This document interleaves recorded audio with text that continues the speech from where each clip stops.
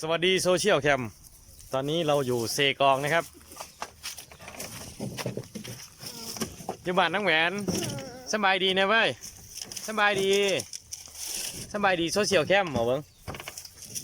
อ๋อคนดูด้วยนี่อันตอนนี้เป็นการเก็บละมันนะครับเพราะว่าปีนี้เพิ่นว่าสิลุยอย่างหนักหน่วงนะครับปีนี้สิซื้อเพิ่นว่ากะว่าสิพ่อได้ซื้อรถหุ้นใดนะครับ เป็นการเตรียมละมันนะครับโอ้หลายเด้คนมาหลายอยู่เพราะท่านเบิร์ดอยู่สันเหลืออีกรถ10 ล้อหนึ่งนะครับละมันเพราะว่าปีนี้สิปลูกประมาณจัก10 เอ็กตาร์พุ่นว่า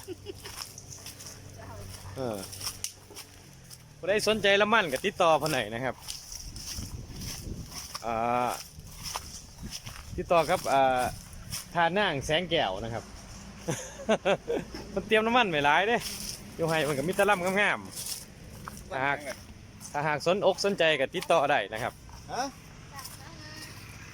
ปั่นสายข้าวงาม ยังก็พันยังก็พันสร้าง3 งาแล้วมันสิมีแต่3 งาบ่งามครับแล้วมันนี่งามครับเพราะว่า มาแล้วเป็นกระย่อง เพิ่นปลูกขี้ดินเพิ่นงามนะครับถูกคุ้มโดยนางแหวนนะ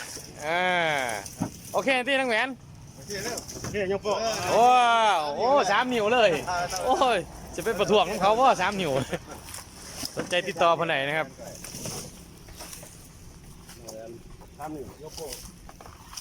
ทำน้องแหวนโอเค3 นิ้ว